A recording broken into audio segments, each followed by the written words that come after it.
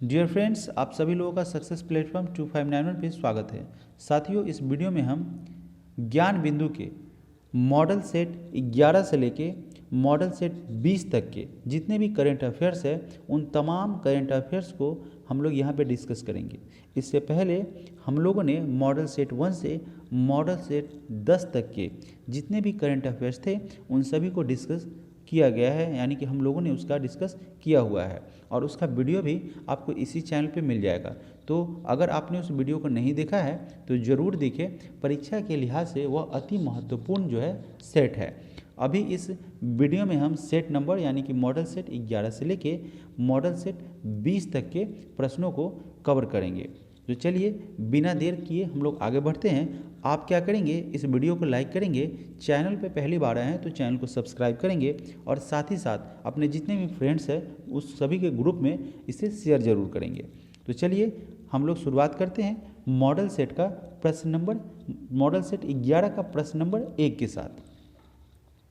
पहला प्रश्न है कि निम्नलिखित में से किस रॉकेट के द्वारा चंद्रयान 3 को लॉन्च किया गया है। तो देखिए इस रॉकेट का नाम है, यह परीक्षा के दृष्टिकोण से महत्वपूर्ण प्रश्न है, तो बिल्कुल भी ध्यान से सुनेंगे, एकदम ध्यान से सुनेंगे।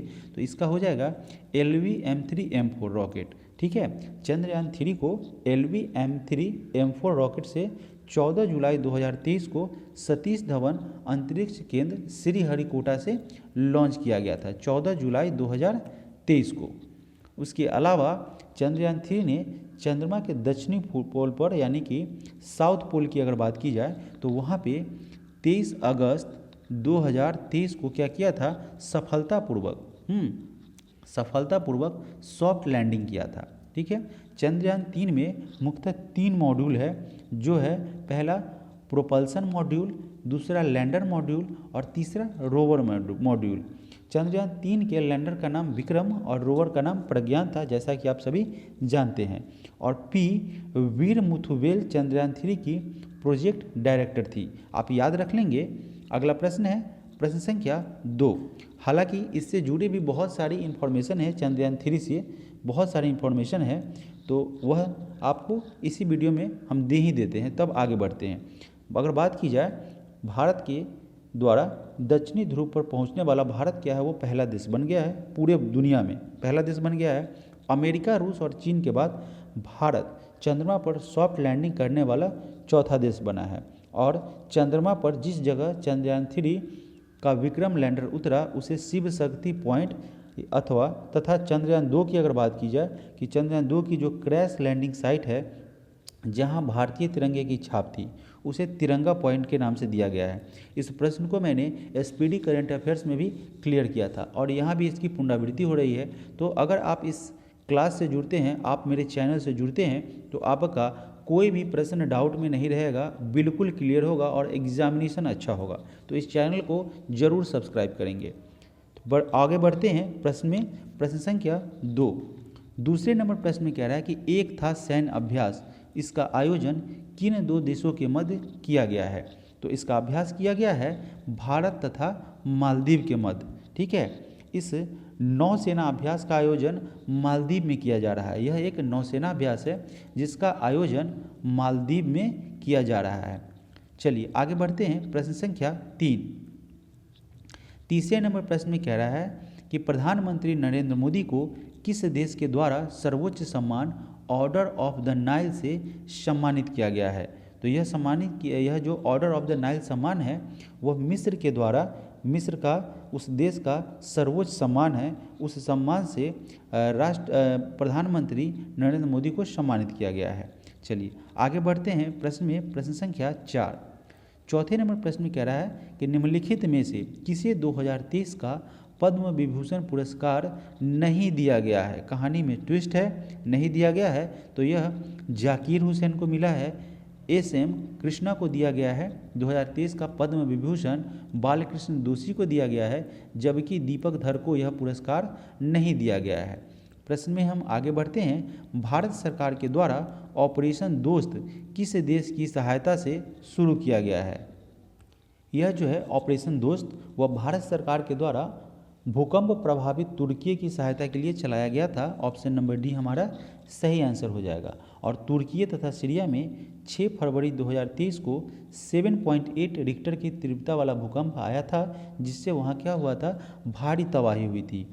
अगला प्रश्न है प्रश्न संख्या 6, 22वां फीफा विश्व कप 2022 का उपविजेता कौन सा देश है। तो उपविजेता की बात की जा रही है, यहाँ पे विजेता की बात नहीं कर रहे हैं। तो सबसे पहले विजेता कौन था, तो अर्जेंटीना थी, इसके लिए तो आप श्योर हैं। और उपविजेता आपका क्या रहा है, फ्रांस रहा है। फ्रांस जो है उपविजेता रहा है और अर्जेंटीना आपका विजेता रहा है। इसका आंसर हो जाएगा ऑप्शन नंबर ए।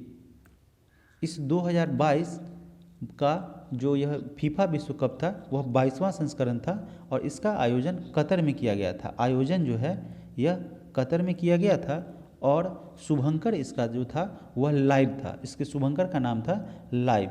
विजेता अर्जेंटीना है। अर्जेंटीना ने कुल मिला के तीसरी बार फीफा विश्व कप का खिताब अपने नाम किया है।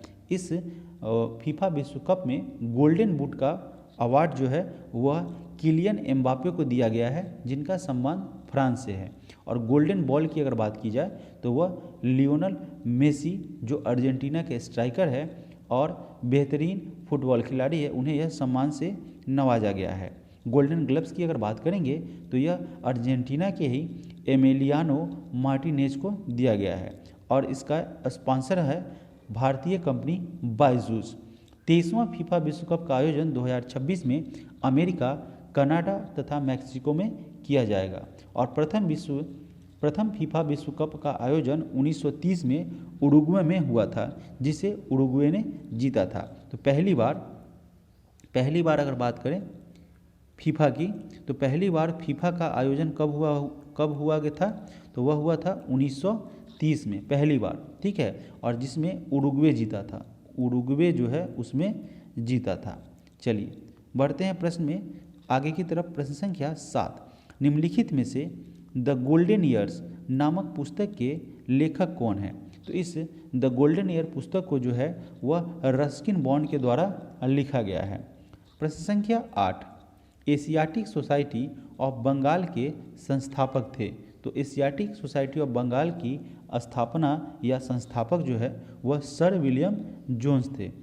प्रश्न संख्या 8 का सही आंसर हो जाएगा ऑप्शन नंबर ए।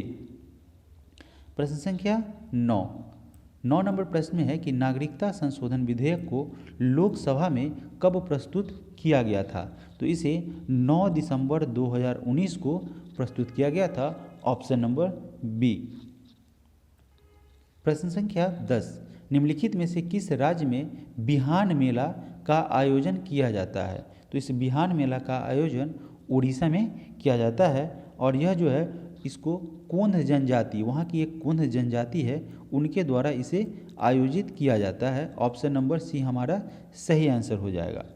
प्रश्न संख्या 11, सरोगेसी तकनीक से जन्मे भारत के साहिवाल नस्ल के बछड़े का क्या नाम है। इसका नाम है पद्मावती दिया गया है इस बछड़े को। बढ़ते हैं प्रश्न में आगे की तरफ। प्रश्न संख्या 12 नंबर प्रश्न में कह रहा है कि केंद्रीय बजट 2023 से 24 में राष्ट्रीय घाटा यानी कि जीडीपी की अगर बात की जाए, उस राष्ट्रीय घाटा जीडीपी का कितना प्रतिशत रहने का अनुमान लगाया गया है। तो यह अनुमान है 5.9%। प्रश्न संख्या 13, केंद्र सरकार के द्वारा भारत में टीबी मुक्त बनाने का लक्ष्य कब तक रखा गया है। तो अगर बात की जाए टीबी मुक्त बनाने का लक्ष्य, तो यह भारत सरकार के द्वारा 2025 तक रखा गया है, जो कि आपका ऑप्शन नंबर सी बता रहा है। ऑप्शन नंबर सी हमारा राइट आंसर हो जाएगा। विश्व स्वास्थ्य संगठन यानी कि वर्ल्ड हेल्थ ऑर्गेनाइजेशन की बात करें तो उसने 2030 तक विश्व को टीबी से मुक्त करने का लक्ष्य रखा है। प्रश्न संख्या 14, कोविड-19 वायरस की संरचना में प्रोट्रूडिंग नोक यानी कि स्पाइक्स शामिल होते हैं, जो निम्न में से किससे बने होते हैं। तो यह बने होते हैं प्रोटीन के, ऑप्शन नंबर डी। अगला प्रश्न है प्रश्न संख्या 15, भारत में राज्य खाद्य सूचकांक 2023 किसके द्वारा जारी किया जाता है। तो इसे जारी किया जाता है FFA, देखिए FSFAI, यह जो क्या होता है खाद्य संबंधित गुणवत्ता प्रदान करता है, इसका यह सूचक होता है। यह उसको वेरीफाई करता है कि यह खाद्य पदार्थ जो है पूर्ण रूप से सही है। इसको प्रमाणित करने का काम किया जाता है FSSAI के द्वारा। FSSAI के द्वारा यह प्रमाणित किया जाता है। खाद्य गुणवत्ता सूचकांक है या प्रमाणीकरण है या उसका सिंबल है। अगला प्रश्न है प्रश्न संख्या 16। निम्नलिखित में से किसको विश्व बैंक का नया अध्यक्ष चुना गया है? तो ये नया अध्यक्ष की अगर बात की जाए वर्ल्ड बैंक की, तो यह चुना गया है अजय बंगा को, ऑप्शन नंबर डी। अगला प्रश्न है प्रश्न संख्या 1, जो कि मॉडल सेट 12 का प्रश्न है। तो मॉडल सेट 11 हम लोगों ने कंप्लीट किया, अब हम लोग मॉडल सेट 12 की तरफ बढ़ रहे हैं।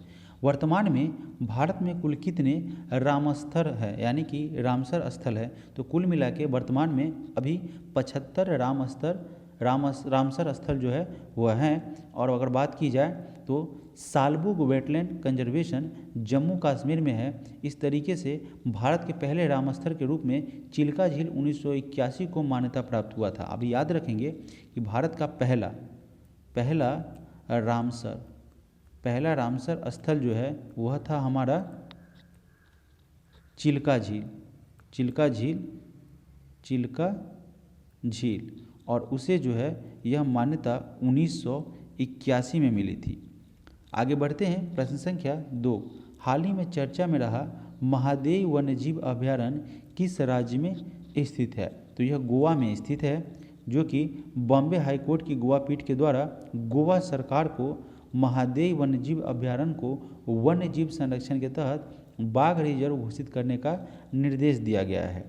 प्रश्न संख्या 3। नई संसद भवन में कुल सीटों की संख्या कितनी है? तो कुल मिला के नई सीटों की संख्या हो गई है 1272, ऑप्शन नंबर डी। नई संसद भवन में कुल लोकसभा सीट है 888। लोकसभा अगर सीट की बात करें तो लोकसभा सीट है 888 और राज्यसभा सीट है 384। राज्यसभा सीट जो है वह आपका 384 है। और नई संसद भवन की आधारशिला प्रधानमंत्री नरेंद्र मोदी के द्वारा 10 दिसंबर 2020 को रखी गई थी और प्रधानमंत्री के द्वारा 28 मई 2023 को नवनिर्मित संसद भवन का उद्घाटन किया गया था और इस मौके पर 75 रुपये का सिक्का जारी किया गया था।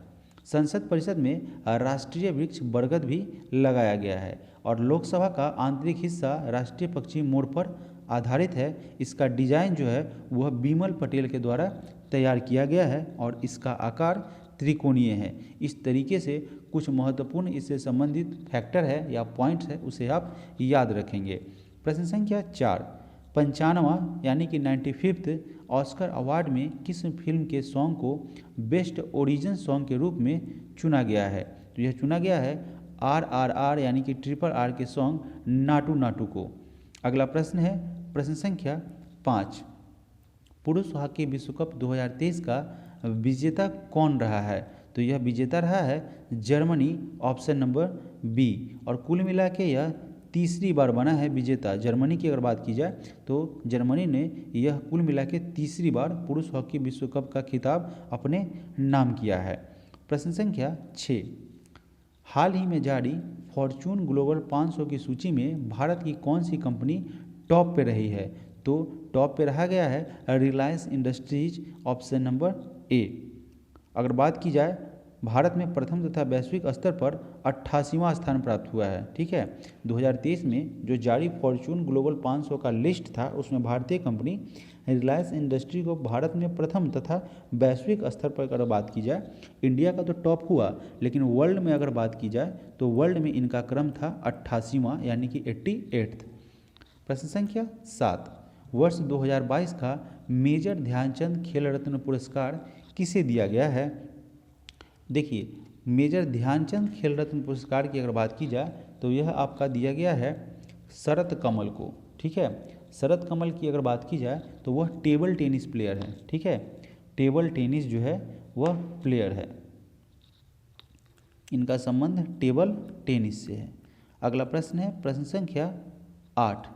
8वें नंबर प्रश्न में कह रहा है कि निम्नलिखित में से कहाँ पर पहला वैश्विक बौद्ध शिखर सम्मेलन का आयोजन किया गया है? तो पहला वैश्विक बौद्ध शिखर सम्मेलन का आयोजन नई दिल्ली में किया गया है। इस सम्मेलन को जो है वह संस्कृति मंत्रालय के द्वारा आयोजित किया गया है और पहला वैश्विक बौद्ध शिखर सम्मेलन का उद्घाटन प्रधानमंत्री श्री नरेंद्र मोदी के द्वारा किया गया है। प्रश्न संख्या 9, हाल ही में नीति आयोग के द्वारा जारी स्वास्थ्य सूचकांक रिपोर्ट के अनुसार बड़े राज्यों में प्रथम स्थान किस राज्य का रहा है? तो प्रथम स्थान जो है वह केरला का रहा है और यह सूचकांक रिपोर्ट 2020 से 21 में केरल प्रथम स्थान पर रहा है। यह सूचकांक जो है 2020 से 21 का है, जिसमें क्या हुआ है, केरल प्रथम स्थान पर रहा है। बड़े राज्यों में अंतिम स्थान 19वां स्थान बिहार को मिला है और छोटे राज्यों में प्रथम स्थान त्रिपुरा को दिया गया है। देखिए बिहार की अगर बात करें, इसे मैं थोड़ा सा बता देता हूँ। बिहार का बड़े राज्यों में 19वां स्थान रहा है, 19वां स्थान रहा है बड़े राज्य में, बड़े स्टेट में बिहार का 19वां स्थान रहा है। प्रश्न संख्या 10, 10वें नंबर प्रश्न में कह रहा है कि हाल ही में किस राज्य या केंद्र शासित प्रदेश के बसोहली पेंटिंग को जीआई टैग मिला है? तो यह जीआई टैग जो है, जो बसोहली पेंटिंग की है, वह मिला है जम्मू कश्मीर की, ऑप्शन नंबर बी। प्रश्न संख्या 11 की तरफ बढ़ते हैं। उससे पहले आप इस चैनल को साथियों जरूर लाइक कर दी, इस वीडियो को लाइक करेंगे, चैनल को जरूर सब्सक्राइब करेंगे।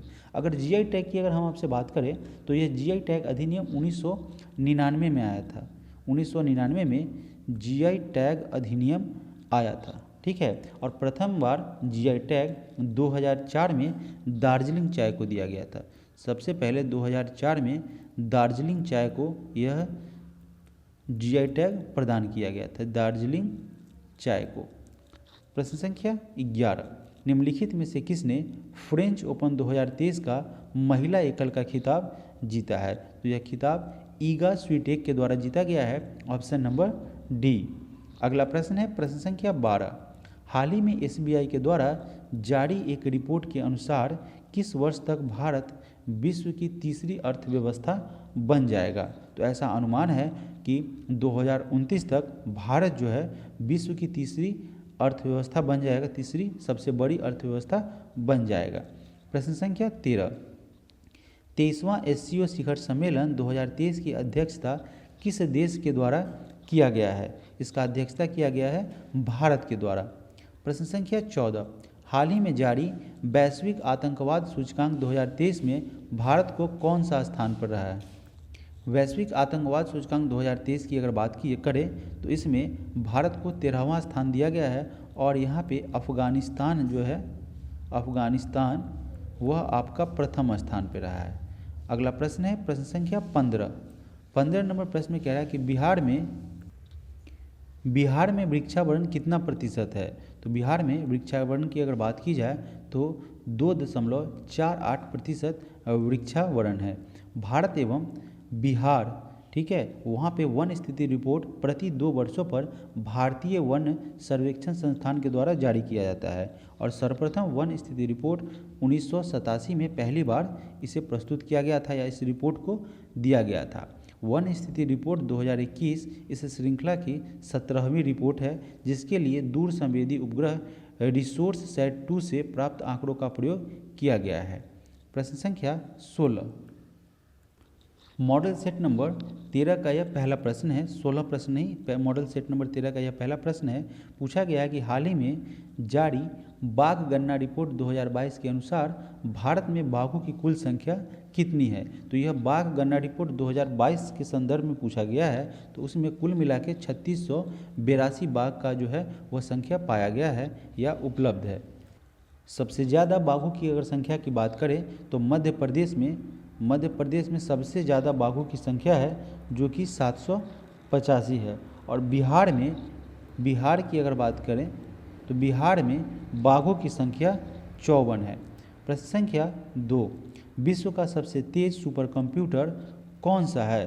तो वह सबसे तेज सुपर कंप्यूटर की बात करेंगे तो यह हो जाएगा फ्रंटियर की अगर बात करें तो यह यूएसए का सुपर कंप्यूटर है, ऑप्शन नंबर डी हमारा सही आंसर हो जाएगा। विश्व के शीर्ष 3 सुपर कंप्यूटर की अगर बात की जाए तो सबसे पहले स्थान पर यानी कि पहले पायदान पर जो है वह फ्रंटियर हो जाएगा, यूनाइटेड स्टेट ऑफ अमेरिका का सुपर कंप्यूटर है। दूसरे स्थान पर फुगाकू जो कि जापान का है, और तीसरे स्थान पर लूमी आएगा जो फिनलैंड का सुपर कंप्यूटर है।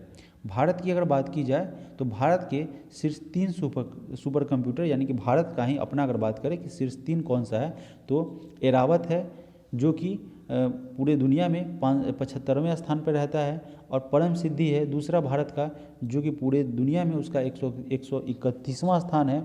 और तीसरे स्थान पर भारत का प्रत्यूष जिसका पूरे दुनिया में 500 सुपर कंप्यूटर की लिस्ट में 169वां स्थान है।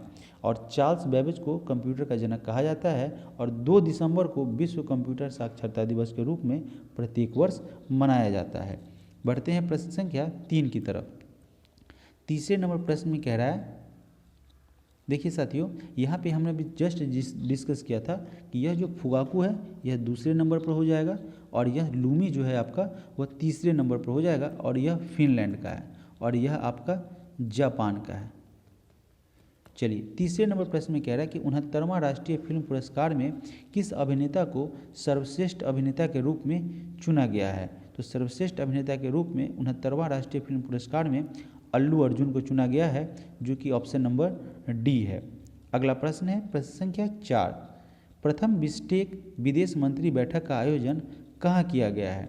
तो प्रथम बिस्टेक जो है उसमें विदेश मंत्री की बैठक का आयोजन बैंकॉक में किया गया है। अगर बात की जाए बैंकॉक की तो यह जो है थाईलैंड में है, ऑप्शन नंबर सी हमारा सही आंसर हो जाएगा। 5वें नंबर प्रश्न में कह रहा है कि निम्नलिखित में से कौन ऑस्ट्रेलियन ओपन 2023 में पुरुष एकल का उप विजेता रहा है। तो यह जो है स्टेफानोस सित्सिपास जो है, जो कि ऑस्ट्रेलियन ओपन 2023 में पुरुष एकल का उप विजेता रही हैं।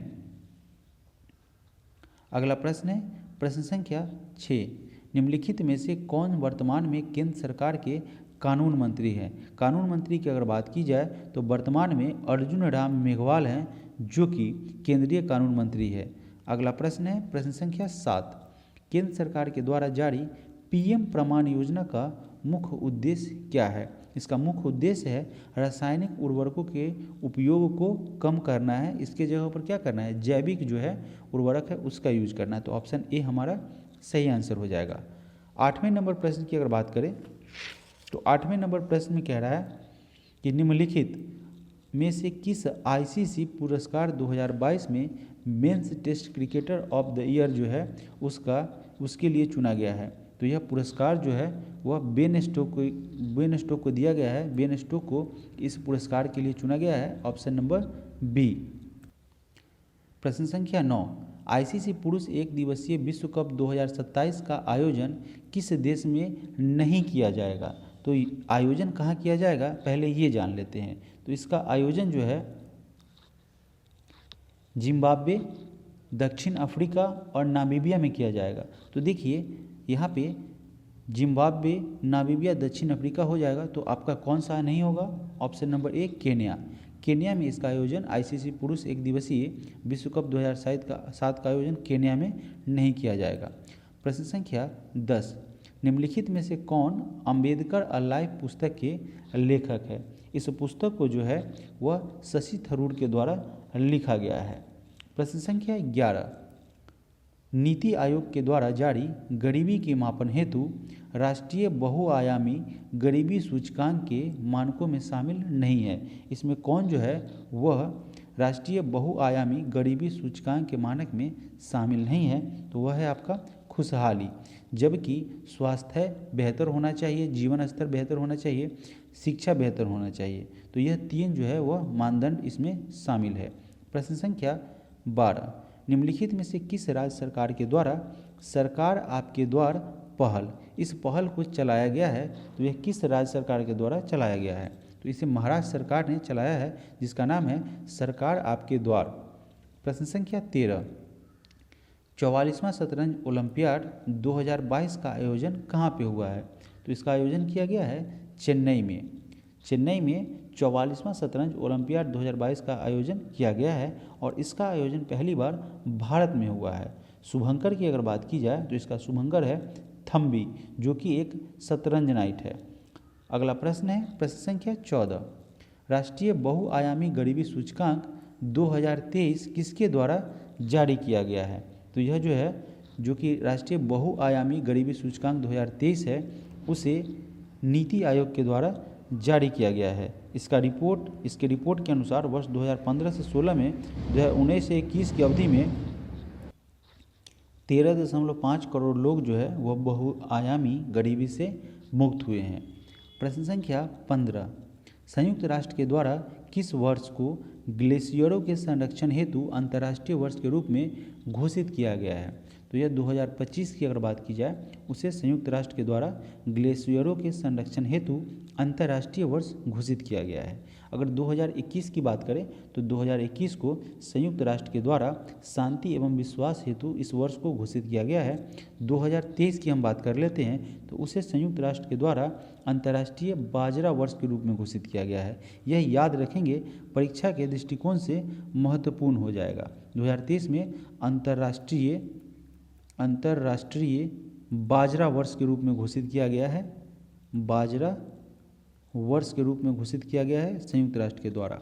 2024 के कैमलिड्स का अंतर्राष्ट्रीय वर्ष घोषित किया गया है। कैमलिड्स का अंतर्राष्ट्रीय वर्ष याद रखेंगे। 2026 को रेंजलैंड्स और चरवाहों का अंतर्राष्ट्रीय, चरवाहा लिख देते हैं, आप समझ जाएंगे, रेंजलैंड और चरवाहों का अंतर्राष्ट्रीय वर्ष के रूप में घोषित किया गया है।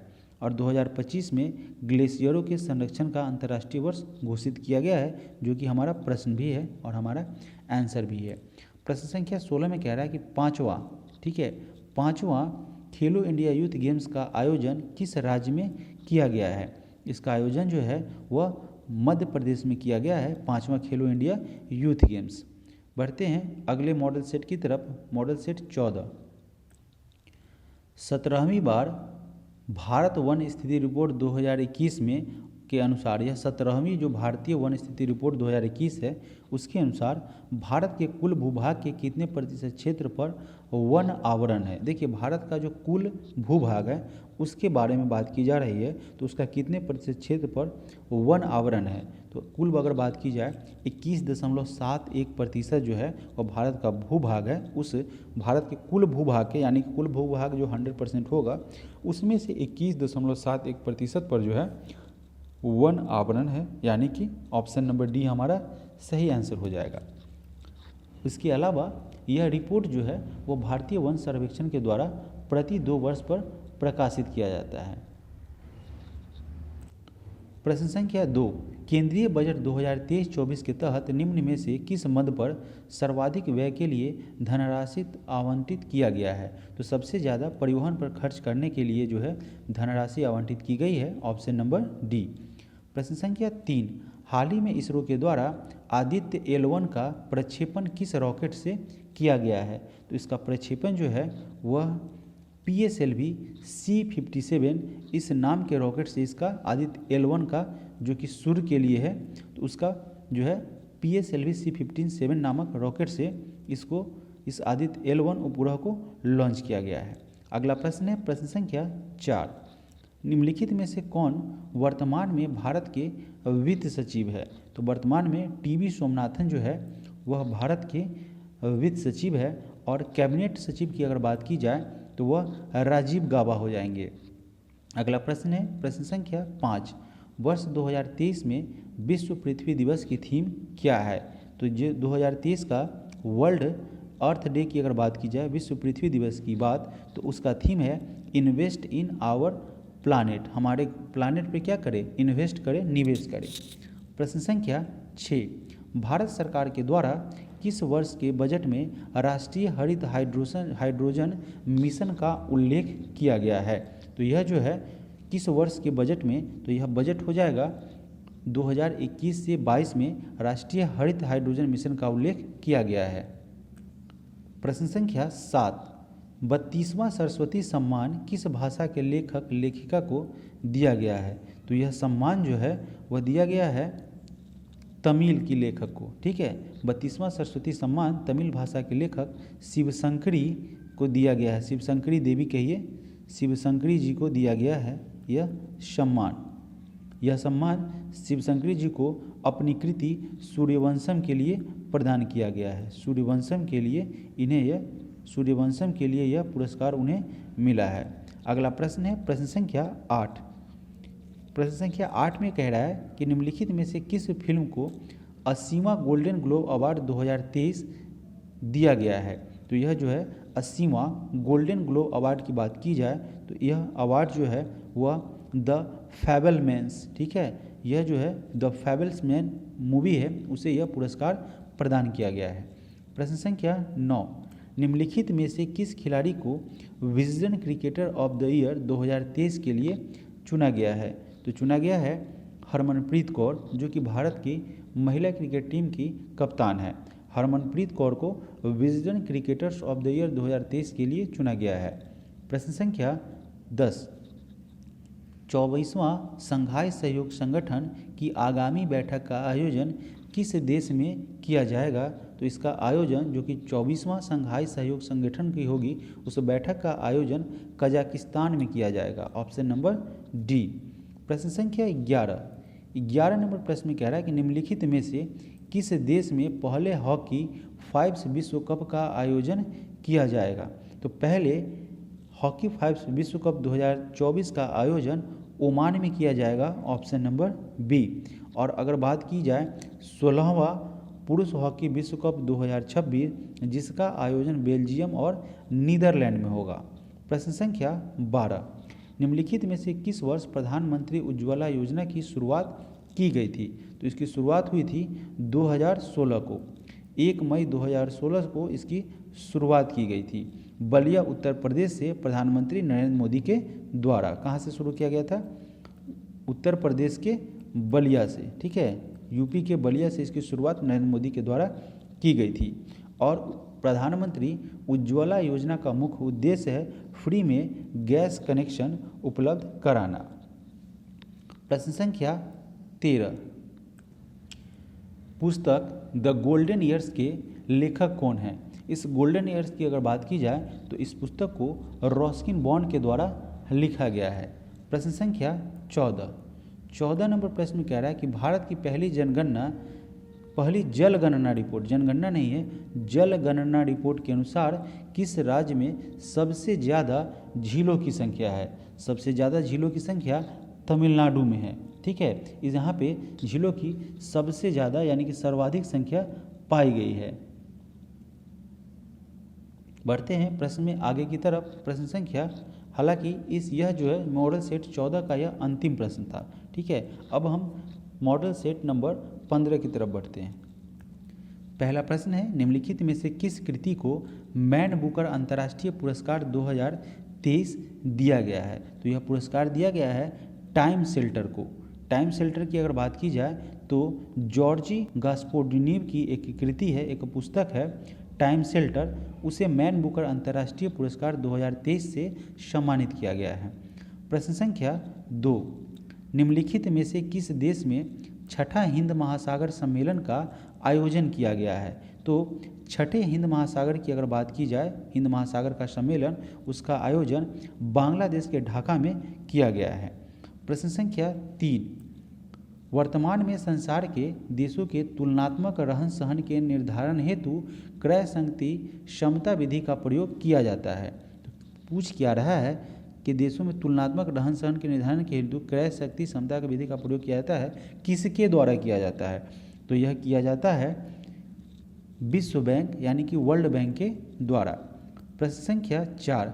भारतीय अंडर 19 महिला क्रिकेट टीम ने निम्नलिखित में से किस देश को हराकर अंडर 19 महिला क्रिकेट विश्व कप 2023 जीता है। तो यह जीता गया है इंग्लैंड के द्वारा।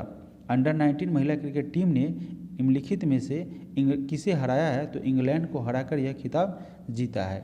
प्रश्न संख्या 5। निम्नलिखित में से किस राज्य सरकार के द्वारा अबुआ आवास योजना चलाया जा रहा है। तो इस अबुआ आवास योजना की अगर बात की जाए तो यह झारखंड राज्य सरकार के द्वारा चलाया जा रहा है और इसका मुख्य उद्देश्य है जो भी ज़रूरतमंद है उनके लिए घर उपलब्ध कराना है, उनके लिए आवास उपलब्ध कराना है। झारखंड की राजधानी रांची है और वहाँ के मुख्यमंत्री हेमंत सोरेन हैं। राज्य में विधानसभा सीटों की संख्या 81 है और लोकसभा सीटों की संख्या वहाँ पे 14 है। राज्यसभा सीटों की संख्या 6 है। इसका गठन जो है 15 नवंबर 2000 को किया गया था, यानी कि बिहार से अलग हुआ था झारखंड। चलिए अगला प्रश्न है, प्रश्न संख्या 6। निम्नलिखित में से कौन पुस्तक सचिन @50 सेलिब्रेटिंग अ मैस्टीरियो के लेखक है? इस पुस्तक को जो है बुढ़िया मजुमदार के द्वारा लिखा गया है। प्रश्न संख्या 7। हाल ही में मतुआ धर्म महामेला जिसका आयोजन किया गया है वह किस राज्य में किया गया है? तो इसका आयोजन पश्चिम बंगाल में किया गया है, ऑप्शन नंबर बी। प्रश्न संख्या 8। निम्नलिखित में से किसके द्वारा निर्यात तैयारी सूचकांक रिपोर्ट 2022 जारी किया गया है? तो यह रिपोर्ट जो है नीति आयोग के द्वारा जारी किया गया है, निर्यात तैयारी सूचकांक रिपोर्ट 2022।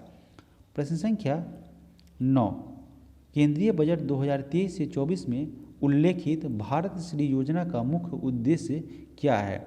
इसका मुख्य उद्देश्य यानी कि भारत श्री जो योजना है उसका मुख्य उद्देश्य है जो भी प्राचीन पुरालेखों का डिजिटलीकरण करना। जो भी प्राचीन पुरालेख हैं उनका माने उनको डिजिटल रूप से उपलब्ध करा देना, ताकि वह हमेशा के लिए क्या हो जाए, अवेलेबल हो जाए और वह सुरक्षित रह सके।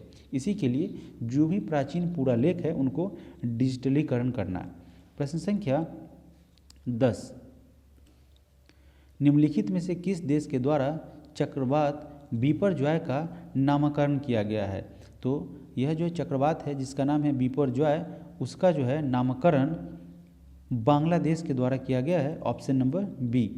प्रश्न संख्या 11। वर्तमान में निम्नलिखित में से कौन भारत का चीफ ऑफ डिफेंस स्टाफ है? यानी कि CDS की अगर बात की जाए तो जनरल बिपिन रावत के बाद जो बने हैं वो बने हैं Anil Chauhan, option number B. प्रश्न संख्या 12। हाल ही में जारी QS best student cities ranking में कौन सा शहर भारत में प्रथम स्थान पर रहा है या आया है? तो यह हो जाएगा मुंबई।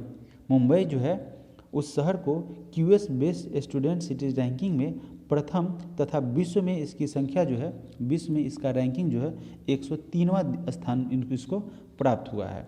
प्रश्न संख्या मॉडल सेट नंबर 16 का प्रश्न संख्या 1। अंतर्राष्ट्रीय टेनिस हॉकी ऑफ फेम के लिए खिलाड़ियों का जो है उस खिलाड़ी के रूप में नामांकित होने वाले पहले एशियाई व्यक्ति कौन बने हैं?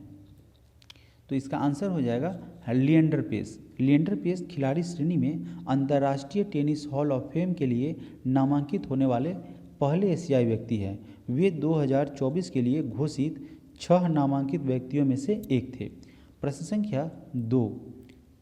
वर्ल्ड यूनिवर्सिटी गेम्स 2023 के संबंध में कौन सा कथन इसमें से सही है? अब देखिए, पहले ऑप्शन में कह रहा है कि ऐश्वर्य प्रताप सिंह तोमर ने वर्ल्ड यूनिवर्सिटी गेम 10 में यानी कि 10 मीटर एयर राइफल इवेंट में गोल्ड मेडल जीता है। तो यह आपका सही है। ऐश्वर्य प्रताप सिंह तोमर ने वर्ल्ड यूनिवर्सिटी गेम में 10 मीटर का एयर राइफल इवेंट है उसमें उन्होंने गोल्ड मेडल जीता है।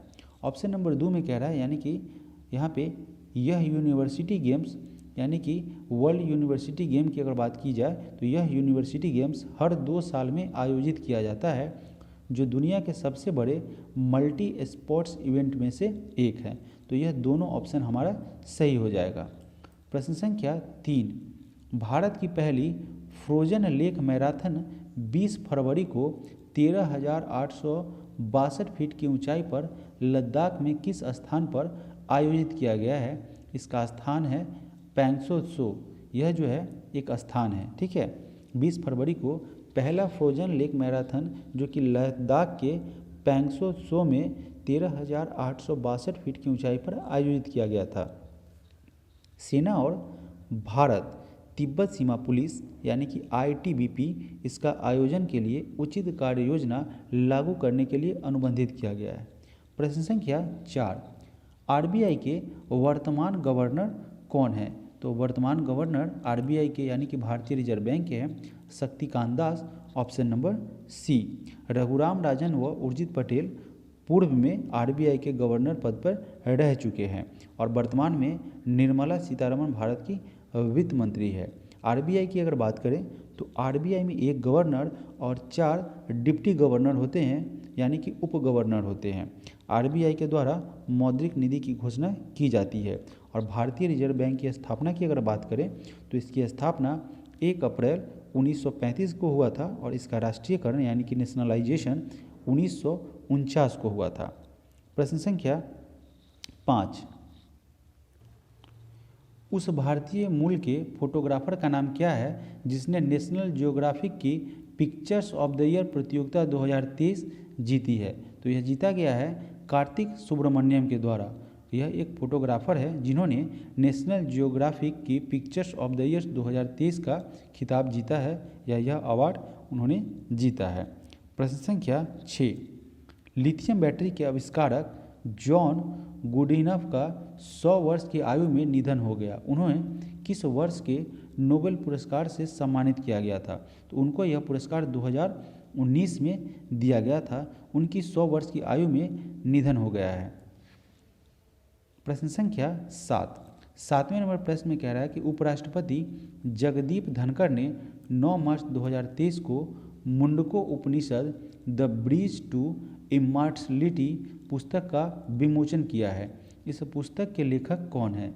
इस पुस्तक के लेखक है डॉक्टर करण सिंह। करण सिंह जो है वह एक भारतीय राजनीतिक और दार्शनिक है।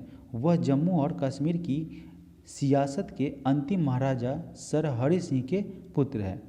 प्रश्न संख्या 8, 20 अगस्त 2023 को किस देश का लूना 25 अंतरिक्ष यान चंद्रमा से टकराकर दुर्घटनाग्रस्त हो गया है?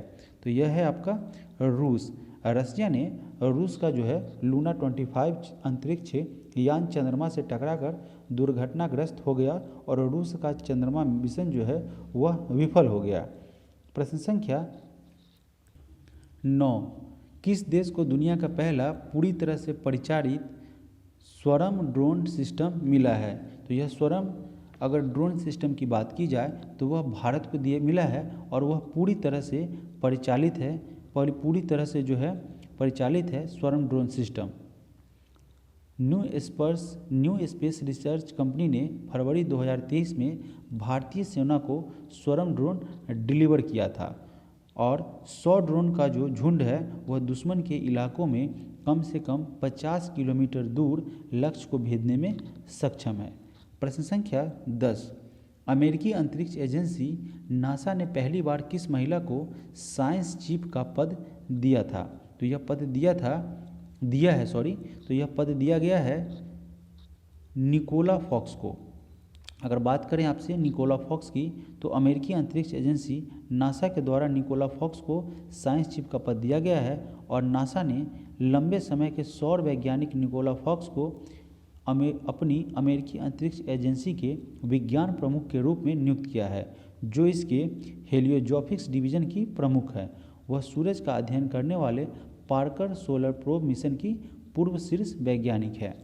प्रश्न संख्या 11 नंबर प्रश्न में कह रहा है कि अगस्त 2023 में किस राज्य के मुख्यमंत्री ने अमृत वृक्ष आंदोलन वेब पोर्टल और मोबाइल एप्लीकेशन को शुरू किया है? तो यह शुरू किया गया है असम के मुख्यमंत्री के द्वारा।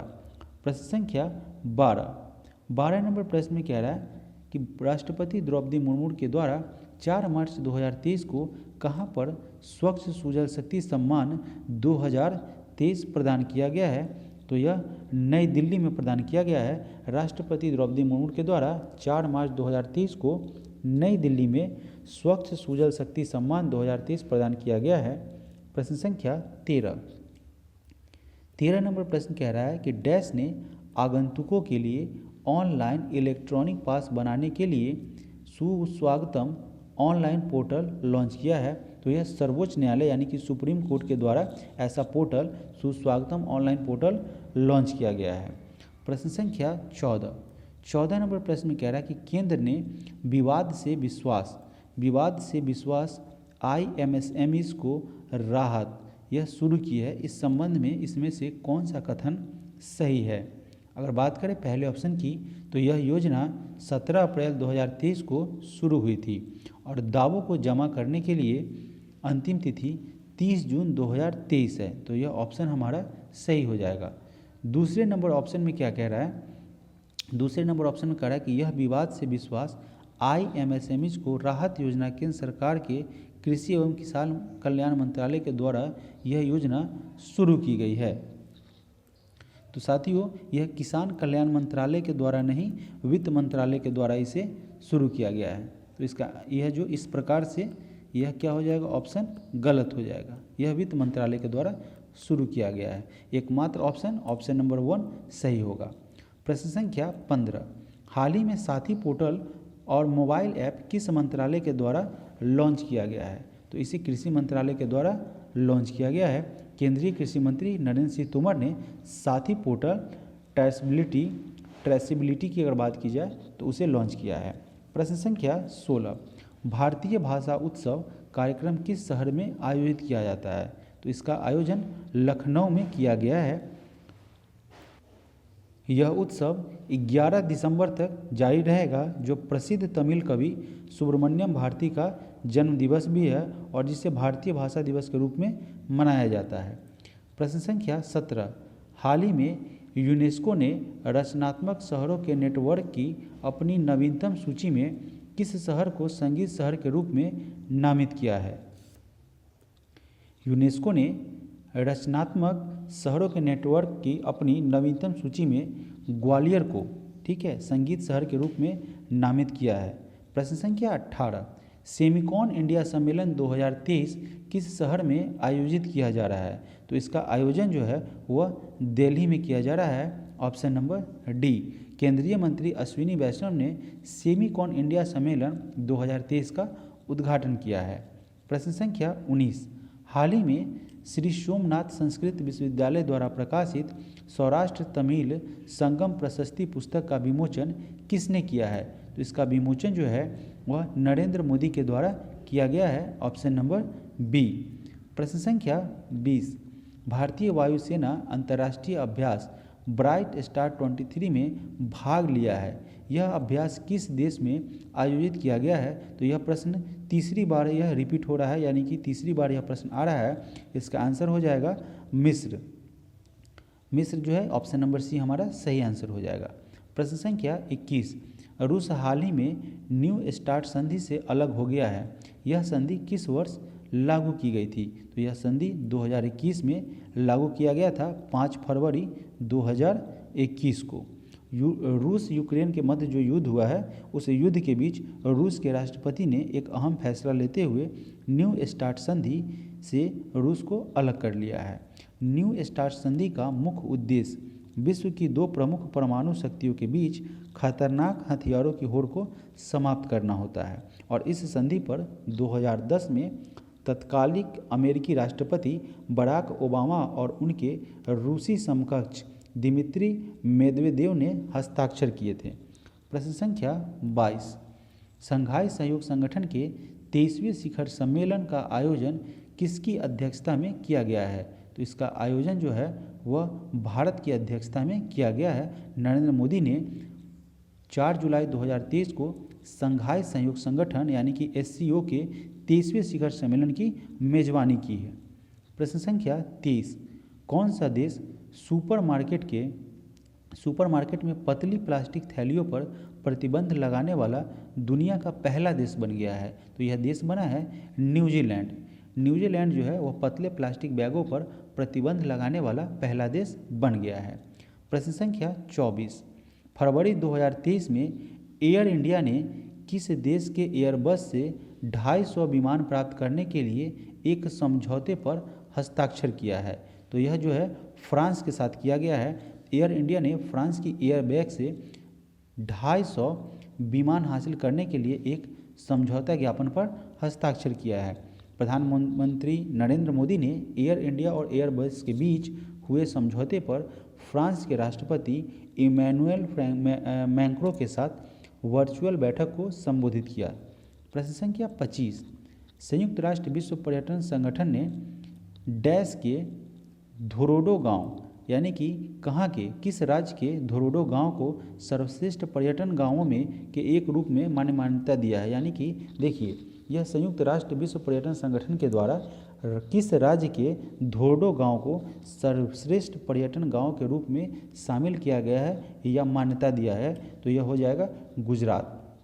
गुजरात का यह धोर्डो गांव है। प्रश्न संख्या 26 नंबर प्रश्न में कह रहा है कि 28 फरवरी 2023 को 21वें बोई मेला का समापन डैश में सुहरावादी उद्यान में हुआ है। तो इसका समापन ढाका में किया गया है, बांग्लादेश के ढाका में। बढ़ते हैं प्रश्न में आगे की तरफ।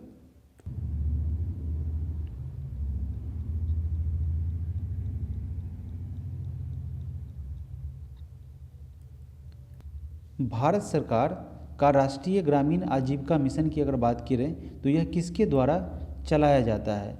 अगर बात की जाए भारत सरकार के राष्ट्रीय ग्रामीण आजीविका मिशन, तो इसे जो है ग्रामीण विकास और पंचायती राज मंत्रालय के द्वारा इसे चलाया जाता है।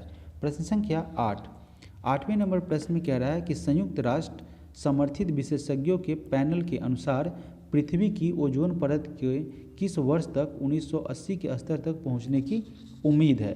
तो ऐसा माना जा रहा है कि 2040 तक इसरो जो है पृथ्वी के ओजोन परत के वर्ष 2040 तक इसके 1980 के स्तर तक पहुंचने की उम्मीद है। किसके? पृथ्वी की ओजोन परत। ठीक है, यहाँ अगर बात की जाए, जैसे मान लीजिए जो उस समय था 1980 में, वह 2040 में ऐसा संभव हो पाएगा, ऐसा अनुमान है। प्रश्न संख्या 9, जनवरी 2023 में किस राज्य सरकार ने 2025 तक पहला ग्रीन राज्य बनाने का लक्ष्य रखा है? तो यह जो है हिमाचल प्रदेश ने वर्ष 2025 तक देश का पहला हरित राज्य बनाने का लक्ष्य रखा है। प्रश्न संख्या 10, केंद्रीय शिक्षा मंत्रालय ने राष्ट्रीय शिक्षा नीति यानी कि न्यू एजुकेशन पॉलिसी की अगर बात की जाए 2020 के अनुरूप एक राष्ट्र एक छात्र आईडी की अवधारणा पेश की है, जिसे क्या कहा जाता है? तो जिसे अपार आईडी कहते हैं। Option number D. प्रश्न संख्या 11, निम्नलिखित में से कौन सा मेट्रो अपनी पार्किंग सुविधाओं में डिजिटल मुद्रा स्वीकार करने वाला पहला मेट्रो बन गया है? तो वह बना है कोच्चि मेट्रो। कोच्चि मेट्रो जो है अपनी पार्किंग सुविधाओं में डिजिटल मुद्रा स्वीकार करने वाला पहला मेट्रो बन गया है। IDFC फर्स्ट बैंक ने कोच्चि मेट्रो की पार्किंग सुविधाओं में डिजिटल रुपए की स्वीकृति को सक्षम करने के लिए सहमति जताई है। प्रश्न संख्या 12 नंबर प्रश्न में कह रहा है कि अपने सागरमाला कार्यक्रम के तहत बंदरगाह, नौवहन और जलमार्ग मंत्रालय ने मार्च 2023 में किस राज्य में 4 फ्लोटिंग जेटी परियोजनाओं को सैद्धांतिक मंजूरी प्रदान की है? तो यह प्रदान किया गया है कर्नाटक राज्य सरकार, है ना। कर्नाटक में अगर बात की जाए तो कर्नाटक में अपने सागरमाला कार्यक्रम के तहत बंदरगाह, नौवहन और जलमार्ग मंत्रालय ने मार्च 2023 में कर्नाटक में 4 फ्लोटिंग जेटी परियोजनाओं को एग्रीमेंट दिया है, यानी कि सैद्धांतिक मंजूरी प्रदान की है। और ये परियोजनाएं मुख्य रूप से गुरुपुरा नदी और नेत्रावती नदी पर स्थित है और इनका उपयोग पर्यटन उद्देश्य के लिए किया जाएगा। प्रश्न संख्या 13, PM मोदी ने हाल ही में किस शहर में अल जामिया तुस सैफियाह अरबी अकादमी के एक नए परिसर का उद्घाटन किया है? तो मुंबई में अगर बात की जाए कि मुंबई में जो है अल जामिया तुस सैफियाह अरबी अकादमी के एक नए परिसर का उद्घाटन किया गया है। अल जामिया तुस सैफियाह अरबी अकादमी को जामिया के नाम से भी जाना जाता है और यह दाऊदी बोहरा समुदाय के युवा लड़कों और लड़कियों की शिक्षा के लिए शैक्षणिक संस्थान है। प्रश्न संख्या 14, राष्ट्रपति द्रौपदी मुर्मू ने पटना में बिहार कृषि रोडमैप 2023 से 2028 का कौन सा संस्करण लॉन्च किया है? तो यह चौथा संस्करण है जो राष्ट्रपति द्रौपदी मुर्मू के द्वारा पटना में लॉन्च किया गया है। प्रश्न संख्या 15, सितंबर 2023 को किस राज्य सरकार ने आदि शंकराचार्य की 108 फीट ऊंची प्रतिमा का अनावरण किया है? तो यह मध्य प्रदेश राज्य सरकार के द्वारा किया गया है 108 फीट ऊंची प्रतिमा जो कि आदि शंकराचार्य की है। 18 सितंबर को मध्य प्रदेश के मुख्यमंत्री शिवराज सिंह चौहान ने इंदौर से लगभग 80 किलोमीटर दूर खंडवा जिले के मांधाता शहर, जिसे ओंकारेश्वर भी कहा जाता है, वहाँ पे 8वीं शताब्दी के दार्शनिक आदि शंकराचार्य की 108 फीट ऊंची विशाल प्रतिमा का अनावरण किया है। प्रश्न संख्या 16, किस देश ने एआई संचालित बराक टैंक का अनावरण किया है? तो यह अनावरण इजराइल के द्वारा किया गया है, ऑप्शन नंबर बी। प्रश्न संख्या 17, कितने देशों को संयुक्त राष्ट्र सुरक्षा परिषदों में 2 साल कार्यकाल के लिए चुना गया है? तो कुल मिला के अगर बात की जाए तो वह है 5 देश। 5 देश को संयुक्त राष्ट्र सुरक्षा परिषद में 2 साल कार्यकाल के लिए चुना है। वह 5 देश है Algeria, Guyana, Sierra Leone, Slovenia और दक्षिण कोरिया। प्रश्न संख्या 18, भारत और किस देश के मध्य फ्री ट्रेड एग्रीमेंट 29 दिसंबर से लागू हुआ है या लागू किया गया है? तो यह भारत और ऑस्ट्रेलिया के मध्य जो है फ्री ट्रेड एग्रीमेंट जो है वह 29 दिसंबर से लागू हो गया है। अब है अगला मॉडल सेट, मॉडल नंबर 18 का पहला प्रश्न है, निम्नलिखित में से किसने 13वीं हॉकी इंडिया सब जूनियर पुरुष राष्ट्रीय चैंपियनशिप 2023 जीती है? तो यह उत्तर प्रदेश ने 13वीं हॉकी इंडिया सब जूनियर पुरुष राष्ट्रीय चैंपियनशिप 2023 जीता है और final Birsa Munda hockey stadium Orissa में खेला गया था।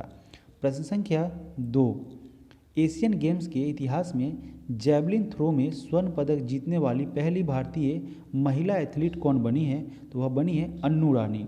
एशियन गेम्स के इतिहास में जैवलिन थ्रो में यानी कि भाला फेंक में स्वर्ण पदक जीतने वाली पहली भारतीय महिला एथलीट अन्नू रानी बनी है। भारत की अन्नू रानी ने हांगझोंग एशियाई खेलों में इतिहास रचते हुए जैवलिन थ्रो में स्वर्ण पदक जीता है और यह जो है 62.92 मीटर दूर जैवलिन थ्रो करके उन्होंने स्वर्ण पदक अपने नाम किया है।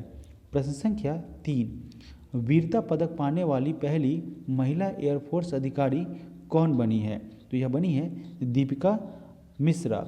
विंग कमांडर दीपिका मिश्रा जो है वह वीरता पदक पाने वाली पहली महिला वायुसेना अधिकारी बन गई है।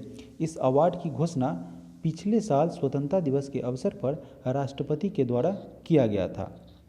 प्रश्न संख्या 4, अमित शाह ने 14 फरवरी को किस पुलिस को प्रेसिडेंट कलर अवार्ड से सम्मानित किया है?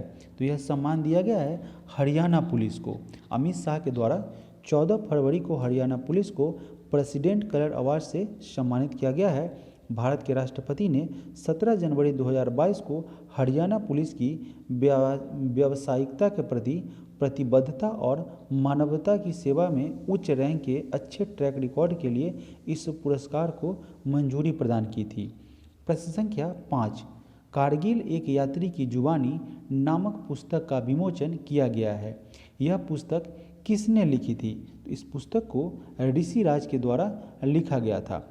भारतीय रक्षा मंत्रालय के राज्य मंत्री अजय भट्ट ने नई दिल्ली में कॉन्स्टिट्यूशनल क्लब ऑफ इंडिया में प्रकाशित प्रभात प्रकाशन के द्वारा प्रकाशित किताब और इलस्ट्रेशन कारगिल एक यात्री की जुबानी हिंदी संस्करण का विमोचन किया है।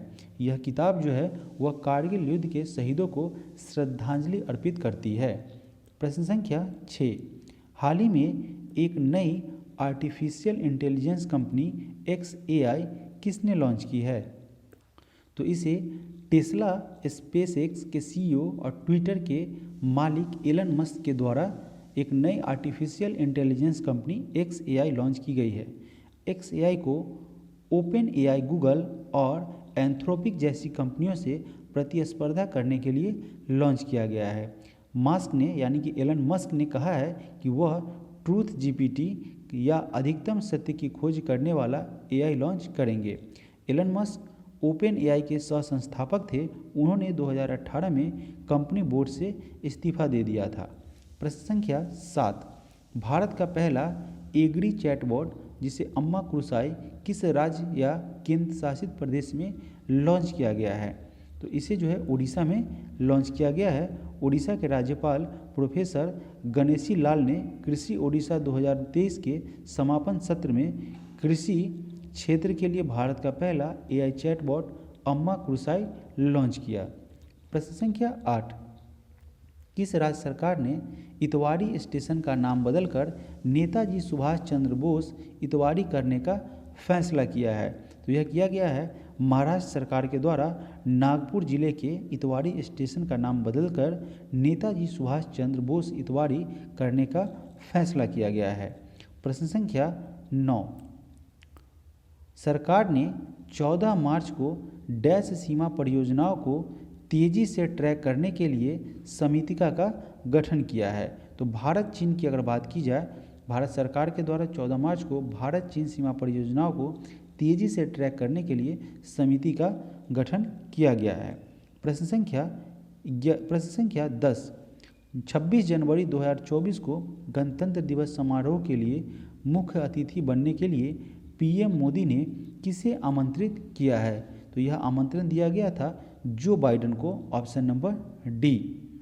मोदी 8 सितंबर को दिसंबर में G20 शिखर सम्मेलन से इतर अपनी द्विपक्षीय बैठक के दौरान अमेरिकी राष्ट्रपति को निमंत्रण दिए थे। प्रश्न संख्या 11, पूर्वोत्तर के मिथुन को भारतीय खाद्य सुरक्षा और मानक प्राधिकरण FSSAI से खाद्य पशु टैग मिला है। किस राज्य ने मिथुन को राजकीय पशु के रूप में मान्यता दी है? तो यह जो है अरुणाचल प्रदेश और नागालैंड के द्वारा जो है इस पशु की अगर बात की जाए, मिथुन या गयानाल ब्रोड्स जिसे नाम दिया गया है, वह भारतीय गौड़ या बाइसन का वंशज माना जाता है और इसे अरुणाचल प्रदेश और नागालैंड ने क्या किया है, राजकीय पशु का दर्जा प्रदान किया है। प्रश्न संख्या 12, महिला आरक्षण विधेयक के बारे में निम्नलिखित में से कौन सा कथन इसमें से सही है? अगर बात की जाए पहले नंबर ऑप्शन की, तो पहला नंबर ऑप्शन में क्या कह रहा है कि महिला आरक्षण विधेयक को नारी शक्ति वंदन अधिनियम के नाम से जाना जाता है और इसमें लोकसभा, राज्यसभा और राज्य विधानसभा और दिल्ली विधानसभा में महिलाओं के लिए कुल सीटों में से 1/3 सीटें आरक्षित करने का प्रावधान है। यहाँ पे ऑप्शन बी में क्या एक गलती है, जैसे कि यह लोकसभा, राज्य विधानसभा और दिल्ली विधानसभा में महिलाओं के लिए कुल सीटों में से 1/3 सीटें आरक्षित करने का प्रावधान करती है, लेकिन राज्यसभा में नहीं करती है। तो 2 नंबर ऑप्शन हमारा गलत हो जाएगा और पहला नंबर ऑप्शन सही हो जाएगा, ऑप्शन नंबर ए। बढ़ते हैं प्रश्न में आगे की तरफ। प्रश्न संख्या 13, प्रसिद्ध स्थल शांति निकेतन को यूनेस्को को विश्व विरासत सूची में जोड़ा गया है। यह स्थल किस राज्य में स्थित है? अगर बात की जाए शांति निकेतन का जो कि यूनेस्को के द्वारा विश्व विरासत सूची में जोड़ा गया है, वह पश्चिम बंगाल में स्थित है। प्रश्न संख्या 14, सर्वोच्च न्यायालय के निर्णयों को किस परियोजना के तहत अनुसूचित भाषाओं में उपलब्ध कराया जाएगा? अगर बात की जाए सर्वोच्च न्यायालय के निर्णय को किस परियोजना के तहत जो है वह अनुसूचित भाषाओं में, जहाँ का वो अनुसूचित भाषा है उसमें भी उपलब्ध कराया जाएगा, तो यह हो जाएगा ESCR परियोजना के तहत। प्रश्न संख्या 15, हाल ही में किस देश के लोगों ने मूल निवासियों को संवैधानिक मान्यता देने के जनमत संग्रह को अस्वीकार कर दिया है? तो यह किया गया है ऑस्ट्रेलिया के द्वारा। ऑस्ट्रेलिया के लोगों ने मूल निवासियों को संवैधानिक मान्यता देने के जनमत संग्रह को अस्वीकार कर दिया है। ऐतिहासिक जनमत संग्रह में 60% से अधिक ऑस्ट्रेलियाई लोगों ने नहीं में मतदान किया है। प्रश्न संख्या 16, कौन सा देश जनवरी 2023 में voice of global south summit नामक एक विशेष आभासी शिखर सम्मेलन की मेज़बानी करेगा? तो यह मेज़बानी जो है वह भारत के द्वारा 12 से 13 जनवरी 2023 को voice of global south summit नामक एक विशेष आभासी शिखर सम्मेलन की मेज़बानी की जाएगी। प्रश्न संख्या 16 का आंसर ऑप्शन नंबर बी हो जाएगा। प्रश्न संख्या 17, कौन सा देश मार्च 2023 में multi party interim appeal arbitration arrangement MPIA में शामिल हुआ है? तो यह जो शामिल किया गया है वह देश है आपका जापान ऑप्शन नंबर ए। साथियों, अगर आप इस चैनल पे पहली बार है तो वीडियो को क्या करेंगे, अंत तक देखेंगे और चैनल को सब्सक्राइब करेंगे, साथ ही साथ इसे शेयर करना नहीं भूलेंगे। चूँकि अगर आप किसी भी स्टूडेंट को अगर शेयर करते हैं तो यह इसका लाभ उठा पाएंगे। दरोगा के एग्जामिनेशन, साथ ही साथ बिहार एसएससी के एग्जामिनेशन में यह करंट अफेयर्स बहुत महत्वपूर्ण भूमिका निभाएगी। तो चलिए बढ़ते हैं प्रश्न में आगे की तरफ। प्रश्न संख्या 18, वर्ष 2023 के अंत में कौन सा देश G20 के अध्यक्ष के रूप में संयुक्त राष्ट्र मुख्यालय में अस्थायी मिशन गोलमेज की मेजबानी करेगा? यह भारत के द्वारा किया जाएगा। प्रश्न संख्या 19, 13 फरवरी 2023 से शुरू होने वाली वर्ल्ड गवर्नमेंट समिट 2023 किस शहर में आयोजित किया जाएगा? तो 13 फरवरी 2023 से शुरू होने वाले वर्ल्ड गवर्नमेंट समिट 2023 जो है उसे दुबई में आयोजित किया जाएगा। Option number B. प्रश्न संख्या 20, श्रीलंकाई प्रदर्शनी Geoffrey Bawa it is essential to be that there, इसका उद्घाटन 17 मार्च 2023 को किस शहर में किया गया है? इसका उद्घाटन किया गया है नई दिल्ली में। Option number B. Model set number 19 का पहला प्रश्न, T20 इंटरनेशनल में 100 विकेट लेने वाले पहली भारतीय गेंदबाज कौन बन गई है? तो यह बनी है दीप्ति शर्मा, जो कि भारतीय महिला क्रिकेट टीम की ऑलराउंडर खिलाड़ी हैं। Option number C.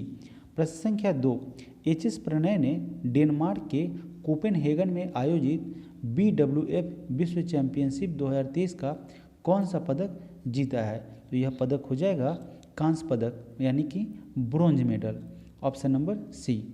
प्रश्न संख्या 3, राष्ट्रीय पोषण सप्ताह के संबंध में कौन सा कथन इसमें से सही है? अगर बात की जाए पहले ऑप्शन की, तो भारत में हर साल 1 सितंबर से 7 सितंबर तक राष्ट्रीय पोषण सप्ताह मनाया जाता है, जो कि सही है। दूसरे नंबर ऑप्शन में है कि राष्ट्रीय पोषण सप्ताह 2023 की थीम सभी के लिए किफ़ायती स्वास्थ्य आहार उपलब्ध कराना है, यानी कि ऑप्शन नंबर 2 भी हमारा सही हो जाएगा। तो इसका राइट आंसर बनेगा ऑप्शन नंबर सी। प्रश्न संख्या 4, भारत ने golden city gate tourism awards में गोल्डन एंड सिल्वर स्टार जीता है। यह समारोह किस देश में आयोजित किया गया है? इसका आयोजन जर्मनी में किया गया है। Option number C. प्रश्न संख्या 5, निम्नलिखित में से कौन सुभाष चंद्र बोस आपदा प्रबंधन पुरस्कार 2023 का विजेता है? तो यह हो जाएगा ऑप्शन नंबर ए, ओडिशा राज्य आपदा प्रबंधन प्राधिकरण। प्रश्न संख्या 6, निम्नलिखित में से कौन सा कथन राष्ट्रीय क्वांटम मिशन के बारे में सही है? अगर राष्ट्रीय क्वांटम मिशन की अगर बात की जाए तो उसके बारे में कह रहा है कि राष्ट्रीय क्वांटम मिशन 2023 से 24 से 2030 से 31 तक लागू किया जाएगा। यह सही है, ऑप्शन नंबर ए। दूसरे नंबर ऑप्शन की अगर बात करें तो इस मिशन के तहत विभिन्न देशों में शैक्षणिक और राष्ट्रीय अनुसंधान एवं विकास संस्थानों में 6 थीमेटिक हब यानी कि टी हब की अगर बात की जाए वह स्थापित किया जाएगा। तो यहाँ पे 6 नहीं, यहाँ पे 4 हो जाएगा, जिस कारण से ऑप्शन 2 हमारा गलत हो जाएगा। इसका आंसर हो जाएगा ऑप्शन नंबर ए, जिसमें एकमात्र सही है। प्रश्न संख्या 7, किस अंतरिक्ष एजेंसी ने फरवरी 2023 में CE-20 क्रायोजेनिक इंजन का ताप परीक्षण सफलतापूर्वक किया है? तो यह किया गया है इसरो के द्वारा। ठीक है, इसरो ने फरवरी 2023 में CE-20 क्रायोजेनिक इंजन का ताप परीक्षण सफलतापूर्वक संपन्न किया है। यह इंजन चंद्रयान 3 मिशन के लिए LV-M3 प्रक्षेपण यान के क्रायोजेनिक ऊपरी चरण को शक्ति प्रदान करेगा। प्रश्न संख्या 8,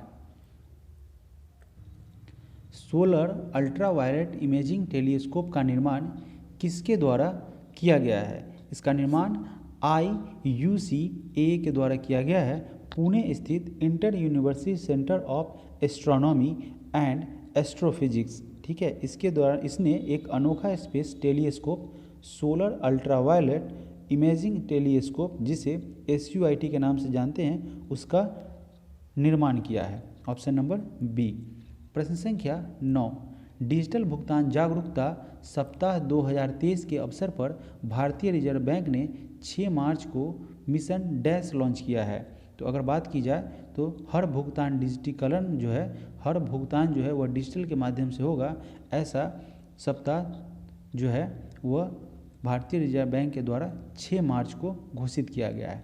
प्रश्न संख्या 10, निम्नलिखित में से किसने भोजन में मिलेट्स को बढ़ावा देना भारत के राज्यों केंद्र शासित प्रदेशों की सर्वोत्तम पहल शीर्षक से एक रिपोर्ट जारी की है? तो यह रिपोर्ट जो है नीति आयोग के द्वारा जारी किया गया है। नीति आयोग के उपाध्यक्ष सुमन के बेरी ने अन्य सदस्यों की उपस्थिति में यह रिपोर्ट जारी की है। प्रश्न संख्या 11 नंबर प्रश्न में कह रहा है कि 19 जून को भारत की बाहरी खुफिया एजेंसी रॉ का नया प्रमुख किसे नियुक्त किया गया है? तो यह नियुक्त किया गया है रवि सिन्हा को। ठीक है, रवि सिन्हा जो है 19 जून को वरिष्ठतम IPS अधिकारी हैं रवि सिन्हा, उन्हीं को भारत की बाहरी खुफिया एजेंसी यानी कि रॉ, जिसे रिसर्च एनालिसिस विंग के नाम से जानते हैं, उसका जो है प्रमुख नियुक्त किया गया है। प्रश्न संख्या 12, केंद्र सरकार ने अहोम मैदान को विश्व धरोहर स्थल के रूप में नामित करने के लिए यूनेस्को को एक प्रस्ताव भेजने का फैसला किया है। यह भारत के किस राज्य में है? तो यह भारत की अगर बात की जाए, भारत के असम में स्थित है। ठीक है, भारत के असम में केंद्र सरकार ने असम के अहोम साम्राज्य के चराई देव मैदान को विश्व धरोहर स्थल के रूप में शामिल करने के लिए यूनेस्को के एक प्रस्ताव भेजने का फैसला किया है।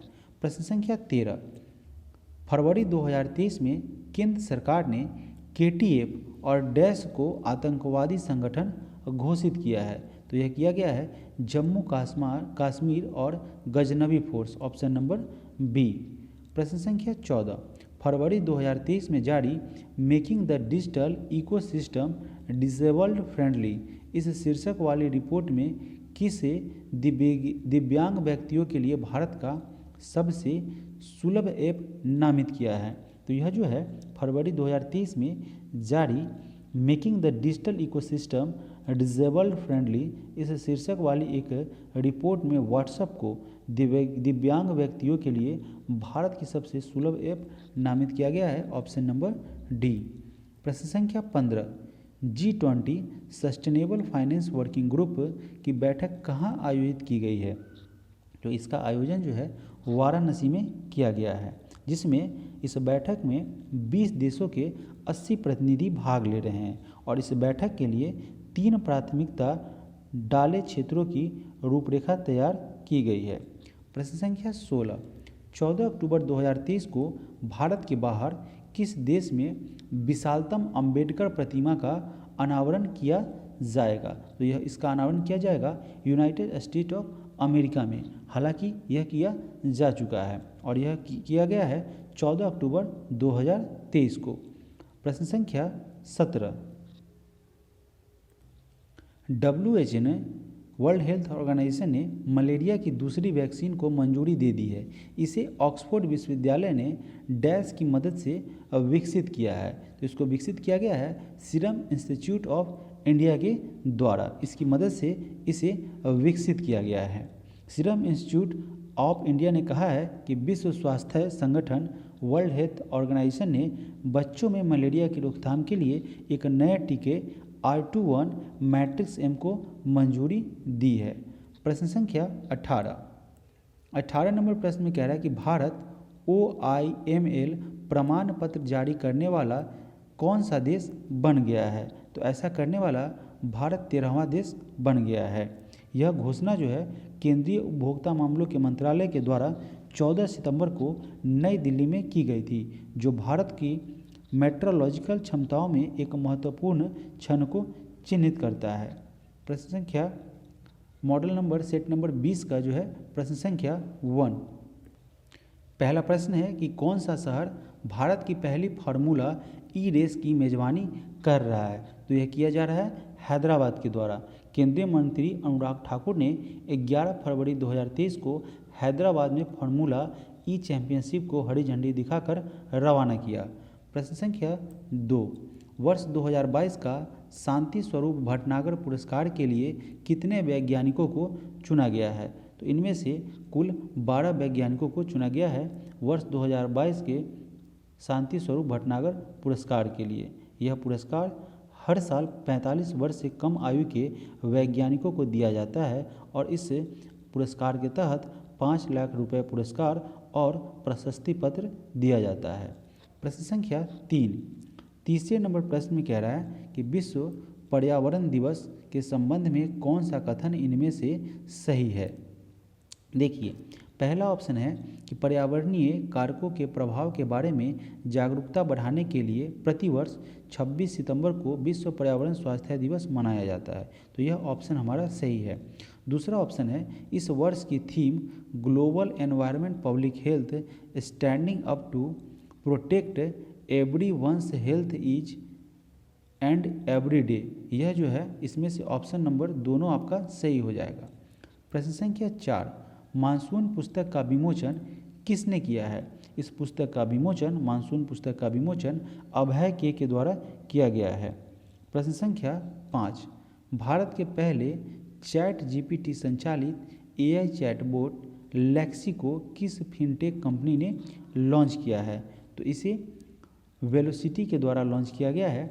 चैट जीपीटी की बात की जाए लेक्सी की, तो यह फिनटेक कंपनी वेलोसिटी ने इसे लॉन्च किया है। प्रश्न संख्या 6, वन वेब ने लो ऑर्बिट कनेक्टिविटी के लिए किस संगठन के साथ 36 उपग्रह को लॉन्च किया है। तो लॉन्च किया गया है इसरो के द्वारा, है ना। इसरो के साथ जो है वह 36 उपग्रह को वन वेब ने लो अर्थ ऑर्बिट उपग्रह कंपनी 26 मार्च को 2023 को भारतीय अंतरिक्ष अनुसंधान संगठन इसरो के साथ 36 उपग्रह को लॉन्च किया है। प्रश्न संख्या 7, किस देश ने अपना पहला परिचालन पृथ्वी अवलोकन उपग्रह टैफा-1 को लॉन्च किया है। तो यह लॉन्च किया गया है केन्या के द्वारा। केन्या ने अपना पहला, ठीक है ना, परिचालन पृथ्वी अवलोकन उपग्रह की अगर बात की जाए तो वह टैफा-1 यानी कि ताइफा-1 जिसको कहते हैं वहाँ क्षेत्रीय भाषा के हिसाब से टैफा, तो इसको ताइफा-1 लॉन्च किया गया है केन्या के द्वारा। प्रश्न संख्या 8, 8वें नंबर प्रश्न में कह रहा है कि खान और खनिज विकास और विनियमन यानी कि संशोधन विधेयक 2023 के बारे में निम्नलिखित में से कौन सा कथन इनमें से सही है। पहला ऑप्शन है कि इसने खान और खनिज विकास और विनियमन अधिनियम 1957 में संशोधन किया गया, तो पहला ऑप्शन सही है। दूसरे नंबर और ऑप्शन की बात की जाए तो कह रहा है कि यह विधेयक निजी क्षेत्र में 12 परमाणु खनिजों में से 3 का खनन करने की अनुमति देता है। तो यहाँ पे 3 न हो के क्या हो जाएगा, 6 हो जाएगा। इस प्रकार 2 नंबर ऑप्शन गलत हो जाएगा और पहला ऑप्शन सही हो जाएगा। प्रश्न में आगे बढ़ते हैं। प्रश्न संख्या 9, नेहरू मेमोरियल संग्रहालय और पुस्तकालय का नाम बदलकर क्या रखा गया है। उसका नाम बदल दिया गया है और यहाँ पे उसका नाम बदल के प्रधानमंत्री संग्रहालय कर दिया गया है। प्रधानमंत्री संग्रहालय कर दिया गया है। देखिए, तो यहाँ पे कोई भी ऑप्शन ऐसा नहीं है, तो ऑप्शन नंबर डी हमारा सही हो जाएगा।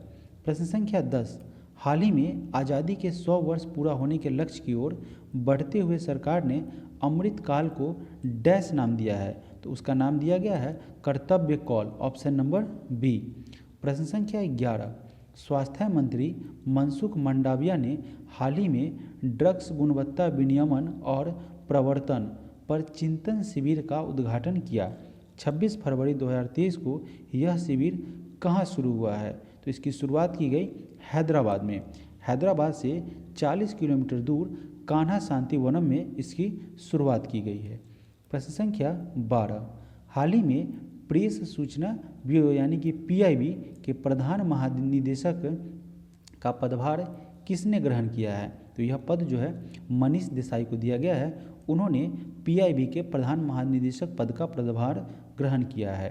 प्रश्न संख्या 13, टीबी को समाप्त करने के लिए राष्ट्रव्यापी जागरूकता अभियान के लिए 75 ट्रकों को किसने हरी झंडी दिखाई है। तो यह झंडी दिखाया गया है मनसुख मंडाविया जो कि स्वास्थ्य मंत्री है, उनके द्वारा जो है स्वास्थ्य और परिवार कल्याण मंत्री हैं। उन्होंने 16 मार्च 2023 को नई दिल्ली में टीबी जागरूकता संदेशों के साथ 75 ट्रकों को टीबी के खिलाफ जो है वह कार्रवाई के लिए भागीदारी कार्यक्रम में हरी झंडी दिखाई है।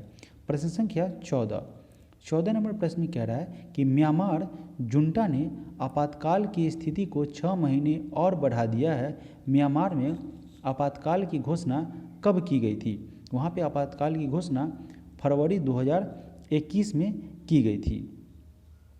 म्यांमार की राष्ट्रीय रक्षा और सुरक्षा परिषद ने आपातकाल की स्थिति को 6 महीने तक बढ़ाने पर सहमति जताई थी और आपातकाल की स्थिति को बढ़ाने के निर्णय की घोषणा कार्यवाहक राष्ट्रपति माइंट स्वे ने की थी। माइंट स्वे के द्वारा किया गया था। प्रश्न संख्या 15 नंबर प्रश्न में कह रहा है कि भारत ने श्रीलंका के डैश के लिए 45 करोड़ रुपए की वित्तीय सहायता प्रदान की है। तो यह किया गया है डिजिटल पहचान परियोजना के लिए 45 करोड़ रुपए की वित्तीय सहायता प्रदान की है। प्रश्न संख्या 16 नंबर प्रश्न में कह रहा है कि भारत किन देशों के साथ ऊर्जा, रक्षा, अर्थव्यवस्था सहित क्षेत्रों में त्रिपक्षीय सहयोग पहल के लिए सहमत हुआ है? तो भारत जो है फ्रांस और संयुक्त अरब अमीरात, यह 2 हो गया और तीसरा भारत हो गया।